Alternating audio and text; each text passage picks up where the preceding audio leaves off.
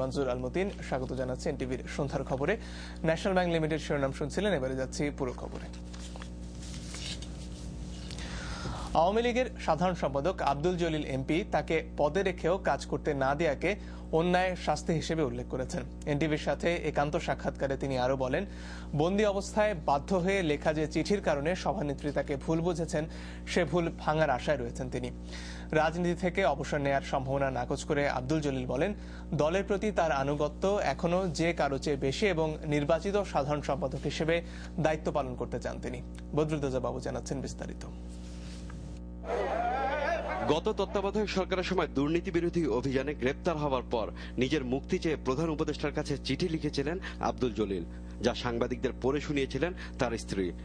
তাতে নিজের দল আওয়ামী লীগ এবং দলের সভানেত্রী শেখ হাসিনার বিরুদ্ধে নানা সমালোচনা ছিল। মুক্তি পেলে রাজনীতি ছেড়ে দেওয়ারও ইঙ্গিত ছিল সেই চিঠিতে, যা তখন তোলপাড় এবং বিতর্ক তুলেছিল। সে কারণে কারাগার থেকে মুক্তি পাওয়ার পরও দলের সাধারণ সম্পাদক হিসেবে দায়িত্ব পালনের সুযোগ পাননি তিনি। জলিল বলছেন, তিনি ছিলেন পরিস্থিতির শিকার। আমি দালালি করেছি, I am the only man যে অত্যাচারিত হয়েছে আওয়ামী লীগের। কোন বেটা আছে যে ওইরকম ওই অবস্থায় চিঠি সই না করে পারবে? কত বড় বাহাদুর আছে দেখা গেল, একটা বাহাদুর বার করে উঠে গেল। যেখানে জীবনের ভয়, যেখানে পরিবারের উপর অত্যাচারের ভয়, যেখানে আমার সন্তান সন্ততির জীবনের নিরাপত্তাহীনতা, ওই সময় কোনো বেটা। আমি তো বন্দি অবস্থায় সই করেছি, বন্দি অবস্থার বাইরে যে 24 ঘন্টা দালালি করছে। তাদের অবস্থা কি এখন? তারা ভালো আছে, তারা খুব ভালো আছে। বিপুল বিজয়ী হয়ে দল ক্ষমতায়, কিন্তু কোনো দায়িত্বে নেই আব্দুল জলিল। ঠাঁই হয়নি মন্ত্রিসভায়ও। পদ রেখে এভাবে নিষ্ক্রিয় করে রাখাকে শাস্তি হিসেবে উল্লেখ করেন তিনি। তারপরও অপেক্ষায় আছেন সভানেত্রীর ভুল ভাঙার। আমার নেতৃত্ব ল্যাবেটে যে বলছে যে বাঁচার জন্য আমার বিরুদ্ধে বললে হলেও বলেন, তো আমার উনি তারপরে উনার তো আমার বিরুদ্ধে শাস্তি দেওয়া তো উনার ঠিক হয় না, উনার ঠিক হয় না।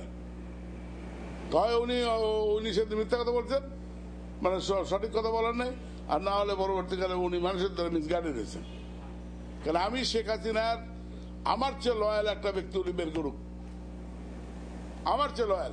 তার বর্তমান অবস্থার জন্য দলের কোনো কোনো নেতার দায়িত্বহীনতা, এমনকি কারো কারো ইন্ধন আছে বলেও অভিযোগ করেন জলিল। উনি আমাকে বলেন নাই যে জলিল ভাই সবাই আমার বিরুদ্ধে কথা বলতেছে, আপনি আপনি আপনি আমার বিরুদ্ধে আমার পক্ষে স্ট্যান্ড নিয়েছেন।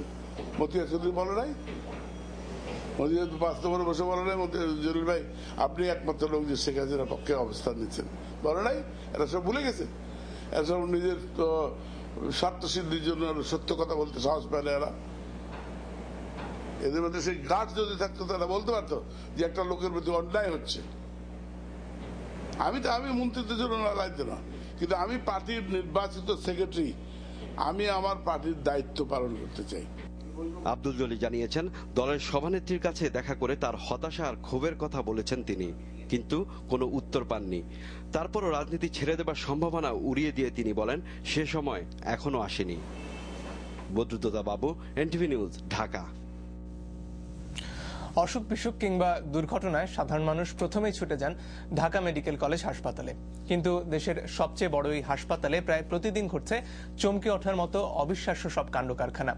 প্রায়শই রাতের বেলায় ব্রাদার, ওয়ার্ড বয় আর সুইপাররা রীতিমতো ডাক্তার বনে যান। ঔষধ দেওয়া থেকে শুরু করে অপারেশন পর্যন্ত করছেন এরাই। ঝুঁকির মধ্যে পড়ছেন সাধারণ মানুষ। পারভেজ খানের 2 পর্বের অনুসন্ধানী প্রতিবেদনের আজ থাকছে প্রথম পর্ব, জানাচ্ছেন মঞ্জুরুল করিম, ছবি তুলেছেন আব্দুল্লাহ আল হোসেন। 16 এপ্রিল রাত 2টা। চোখে মারাত্মকভাবে আঘাত পাওয়া বিলকিসকে তার ছোট ভাই আবুল কালাম দাউদকান্দির 16পাড়া থেকে নিয়ে আসেন ঢাকা মেডিকেল কলেজ হাসপাতালে। জরুরি বিভাগের চিকিৎসক রোগীকে দ্রুত পাঠালেন চক্ষু বিভাগে। তখন সেখানে কোনো ডাক্তার না থাকলেও ওয়ার্ড বয় ইয়ারবক্স নিজেই ছুরি কাঁচি হাতে শুরু করলেন অপারেশন। না, আপনি অপারেশনটা করলেন কিভাবে? না, আমি এটা বলতে পারবো না।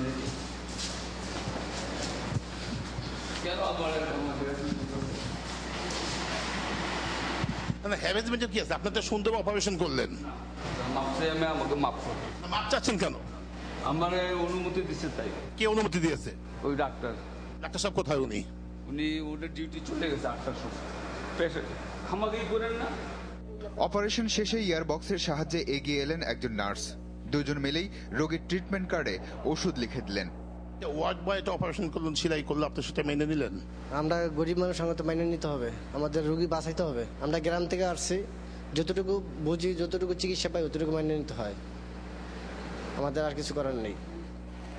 এই প্রথম নয়, গত 6 বছর ধরে প্রতি রাতেই 5-6টি করে অপারেশন করে আসছেন ইয়ারবক্স। এর জন্য নেন নগদ টাকাও। বিলকিসের ভাইয়ের কাছ থেকেও নিয়েছেন। আমাদের রোগীর জন্য 1500 টাকা দিছে। 1500? জি। এই টাকাটা কে নিয়েছে? যে কাজ করছে উনি।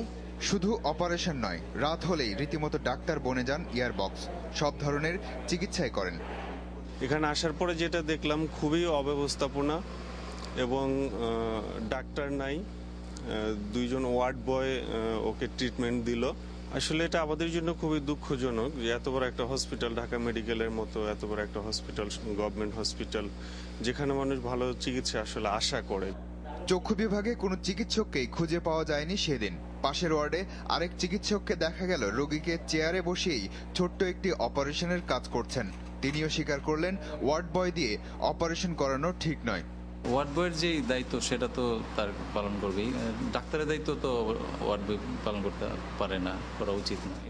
19 এপ্রিল রাতে নিউরোসার্জারি বিভাগের অপারেশন থিয়েটারেও দেখা গেল একই দৃশ্য। এই অপারেশন করছিলেন একজন ব্রাদার। আপনি ব্রাদার হয়ে এই কাজটা কেন করতেছেন? এটা তো ডাক্তারের কাজ। ঢাকা মেডিকেল কলেজ হাসপাতালের বিভিন্ন বিভাগে ইয়ারবক্সের মতো অভিজ্ঞ ওয়ার্ড বয় আছেন 22 জন। রাত হলেই যারা তৎপর হয়ে ওঠেন। পাগলা জাহাঙ্গীর নামে পরিচিত সুইপার জাহাঙ্গীর নিজেই নাকি শত শত ছোট অপারেশন করেছেন। তুমি কতগুলো করতে পর্যন্ত? গরিব মিসিং সব লইয়া সম্পদ অনেক, মানে এমন কোন কেউ নাই পায়ে হ্যাঙ্গিং হয়ে রয়েছে, বিসিরি হয়ে রয়েছে, রাস্তা পরে রয়েছে, সেগুলো টাকা ডাক দিয়ে এনে করছে। এভাবেই ওয়ার্ড বয় আর সুইপারদের হাতে পড়ে প্রায়ই জীবনের ঝুঁকিতে পড়তে হয় অসহায় মানুষদের। 5 দিনের সরকারি সফরে আজ রাত 11:15টায় সৌদি আরব রওনা হচ্ছেন প্রধানমন্ত্রী শেখ হাসিনা। সৌদি বাদশাহ আব্দুল্লাহ বিন আব্দুল আজিজ আল সাউদের সাথে বৈঠক এবং ওমরা পালন তার এই সফরের উদ্দেশ্য বলে জানা গেছে। জনশক্তি রপ্তানি এবং দুদেশের স্বার্থ সংশ্লিষ্ট নানা বিষয়ে আগামীকাল সৌদি সময় বিকেল 5টায় সে দেশের বাদশার সাথে প্রধানমন্ত্রী বৈঠক করবেন বলে জানিয়েছেন তার প্রেস সচিব। এরপর তিনি ওমরা পালন করবেন। পররাষ্ট্রমন্ত্রী, প্রবাসী কল্যাণমন্ত্রী এবং বাণিজ্য মন্ত্রী ছাড়াও প্রধানমন্ত্রীর বোন শেখ রেহানা, ছেলে সজীব ওয়াজেদ জয় সহ মোট 34 জন এই সফরে তার সঙ্গী হচ্ছেন বলে জানা গেছে। আগামী 25 এপ্রিল দুপুরে প্রধানমন্ত্রীর দেশে ফেরার কথা রয়েছে। ক্ষমতা গ্রহণের পর এটি হবে তার প্রথম বিদেশ সফর। এদিকে সৌদি আরব রওনা হবার আগে দলের প্রেসিডিয়াম সদস্যদের সঙ্গে বৈঠকে বসেছেন প্রধানমন্ত্রী ও আওয়ামী লীগ সভানেত্রী শেখ হাসিনা। সন্ধ্যায় প্রধানমন্ত্রীর রাষ্ট্রীয় বাসভবন যমুনায় বৈঠকটি শুরু হয়। প্রধানমন্ত্রী সৌদি আরব সফরকালে দলের দায়িত্ব কে পালন করবেন এবং দলের সাংগঠনিক কার্যক্রম কি হবে তা ঠিক করতেই এ বৈঠক হচ্ছে বলে জানা গেছে। এদিকে সৌদি আরব সফর এবং অন্যান্য বিষয়ে অবহিত করার জন্য সকালে বঙ্গভবনে রাষ্ট্রপতি মোহাম্মদ জিল্লুর রহমানের সঙ্গে দেখা করেন প্রধানমন্ত্রী শেখ হাসিনা। এ সময় তিনি সরকারের নেয়া বিভিন্ন পদক্ষেপ ও কার্যক্রম সম্পর্কে রাষ্ট্রপতিকে জানান। প্রধানমন্ত্রী সম্প্রতি সিঙ্গাপুরে রাষ্ট্রপতির মেডিকেল চেক আপ এবং তার বর্তমান শারীরিক অবস্থার খোঁজ খবর নেন। সাক্ষাতের সময় অন্যান্যের মধ্যে প্রধানমন্ত্রীর পুত্র সজীব ওয়াজেদ জয়ও তার সঙ্গে ছিলেন।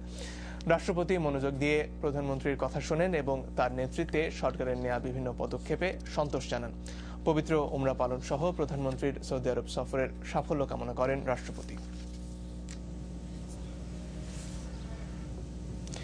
পিছিয়ে গেছে যুদ্ধাপরাধীদের বিচারের জন্য তদন্তকারী সংস্থা ও প্রসিকিউশন সেল গঠনের প্রক্রিয়া। গতকাল স্বরাষ্ট্র প্রতিমন্ত্রী জানিয়েছিলেন এ ব্যাপারে আজ সুনির্দিষ্ট ঘোষণা দেওয়া হবে। তবে আইন প্রতিমন্ত্রী দুপুরে এক ব্রিফিংয়ে বলেন, তদন্তকারী সংস্থা ও সরকারি কৌশলদের নাম ও তাদের নিরাপত্তা সহ অন্যান্য আনুষঙ্গিক প্রস্তুতি চূড়ান্ত না হওয়ায় এবং প্রধানমন্ত্রী ও আইনমন্ত্রী দেশের বাইরে যাওয়ার ঘোষণায় এই ঘোষণা পিছিয়ে যাচ্ছে। তিনি বলেন, আইনমন্ত্রী দেশে ফিরলেই বিষয়গুলো চূড়ান্ত হবে। মোস্তফা খন্দকারের রিপোর্ট। অপরাধীদের বিচার কিভাবে হবে, কাদের নিয়ে তদন্তকারী সংস্থা হবে, কারা কৌশলী থাকবেন, এই বিষয়গুলো নিয়ে গত কয়েকদিন ধরে দফায় দফায় বৈঠক করেন আইনমন্ত্রীর নেতৃত্বাধীন কমিটি।